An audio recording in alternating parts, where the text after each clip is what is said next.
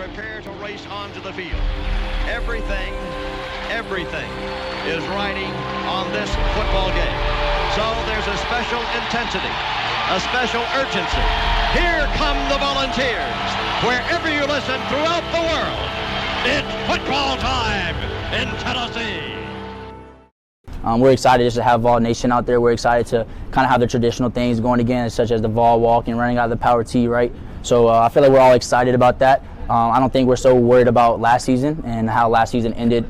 We have a lot of confidence in this staff, a lot of confidence in this coaching, the players, and we know we're just ready to go out there and compete and just show the world what we've been working on these past couple months with this new staff. Welcome to the Talkin VAWLS Network. My name is Boogie Bentley, and yes, we are going live in less than 3 hours, like 2.5 hours. We are going to go live, but hope you guys will join us. But I couldn't help myself. I could not help myself listening to Alonzo Taylor talk after practice today. Put the fire in my eyes. Tim Banks met with the media. A few other defensive players met with the media. But listening to Alonzo Taylor, I was at the gym. He starts talking. I start getting chill bumps on my arm. Listening to him talk about Vol Nation being back inside of Neyland Stadium. Talking about being able to participate in the Vol walk. Talking about running through the tee. You know, I know some people are upset. Some people are upset that opening game got moved to Thursday night, and I get it.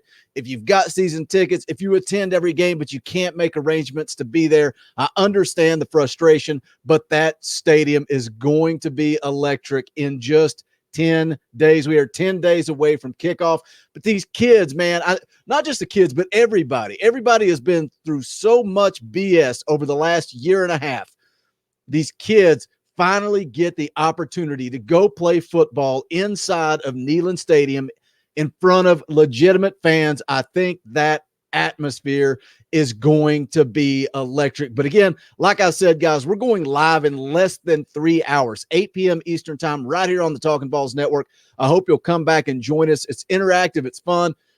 You guys are as much a part of the show as we are. So if you've never been a part of a live show, I hope you'll come hang out with us tonight, 8 p.m. Eastern time. But as always, do me a favor, go ahead and smash that thumbs up just below the video. Also, if you are new here, wondering what in the heck the Talkin VAWLS Network is, we are 3 Tennessee fans, die-hard Tennessee fans, just like you guys. We're not experts. We're not insiders. We don't pretend to have some magical information. We come at you from a fan's perspective. And you guys, like I said, you guys are as much of this as we are. It's fun to interact and carry on. But make sure you subscribe to the channel. Click that bell for notifications. Let's get into the comments from Alonzo Taylor after practice today. I feel like anytime you have a new staff come in and you're trying to figure out the new type of defense, you know, it's kind of going to be some wrinkles here and there. But at the end of the day, we always say, like, football is football, defense is defense. You know, just kind of being in the meeting room with the coaches, talking to the GAs, talking to all those guys so we can get a better understanding of that. But also walking through those things throughout the summer, going out on the practice field, seeing it for, like, a better view since we're walking through it and not going so fast with only having 15 spring practices. So the understanding of it is, like, really good. Everybody's flying around. You know, we can kind of make those checks a little bit faster and we can make faster decisions. It seemed like an advance. Man, the media tried so hard today, not just on Alonzo Taylor, but they also went after McCullough, trying to get them to throw Pruitt's defensive system under the bus. They really did. I mean, we all know the story of how complex that system was, how it, for some reason, it always seemed to be this big, huge debacle to get guys lined up, get the plays signaled in. It was always a mess the entire Pruitt era. And they tried so hard to get, you know, like I said, Alonzo Taylor and McCullough both to compare that system to the system they're in under Tim Banks. And I like, you know, Alonzo Taylor and McCullough both, you know, being very mature in their responses. But it's like he said, football is football. And I don't know what that Tim Banks defense is going to look like. I don't know how Tim Banks is going to be calling the plays. But the ongoing theme, the narrative that seems to be coming from the players and coaches is playing loose and playing fast. You heard Alonzo Taylor say it there, guys flying all over the field. Let athletes be athletes. And I've said it before when talking about this defense. I think it's going to help. It's really going to help their communication, getting plays signaled in. having to go up against Heupel's up-tempo offense every single day in practice because you don't have much time to get the play signaled in and get lined up. It's almost as if that defensive scheme has to be dumbed down a little bit. Has to be. You know, another ongoing theme from last year was a lack of leadership on the field.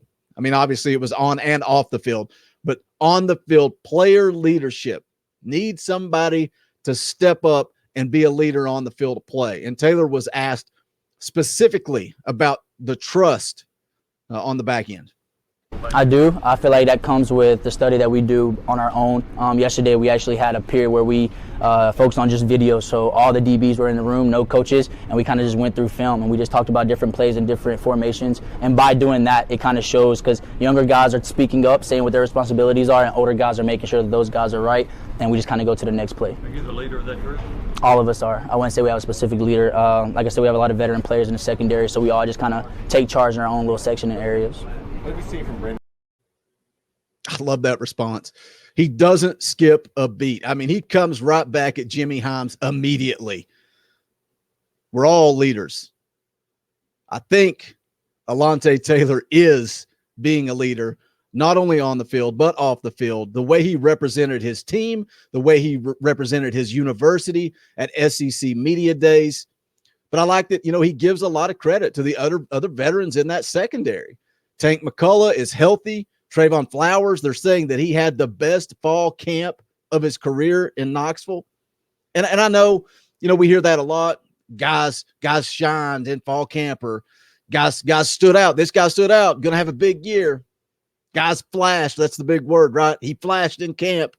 Got to prove it on the field of play. But based on some of the comments from Taylor, also from McCullough, I'm starting to really think that Alonzo Taylor and Warren Burrell will be your starting corners. Taylor had a lot of praise. Called Warren Burrell the best cover corner that he's ever played with. A lot of high praise for Warren Burrell. But he also talked about himself and that he needs to be more consistent and that he's worked on that in the offseason. I love him talking about, you know, sitting down with the other players, with the younger players, and watching film together without the coaches. That's leadership. And, you know, Juwan Mitchell talked a few days ago about how his time at Texas, the upperclassmen never really took the time to try to help him, almost like you're trying to protect your spot. It doesn't sound like that's the case right now in Knoxville. And it goes back to team chemistry, what Josh Heupel is trying to do, the standard that he sets, rebuilding the culture. All that is showing up in the things we're hearing, but the bullets have not started flying yet. Yes, this is a veteran group. Yes, I think they have a ton of potential to surprise some folks. How much are they going to benefit if this defense is dumbed down just a little bit, just enough? They can go out there, use their athleticism, their talent, their ability to react and play football.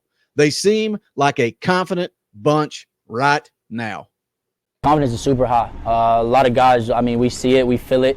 I mean, we're a couple of days out, you know. I don't think we can get any more confident. You just got to work on the techniques every day, and as we go into scout peers and things like that, we got to hone into the details. That way we can be even more confident come Thursday. Confidence is high across the board. Offense, defense, these guys seem to be backs against the wall, chip on their shoulder, ready to go to war together as a family. All you can judge Josh Heupel on is what he's done thus far. I think he has built team chemistry. What happens when adversity hits?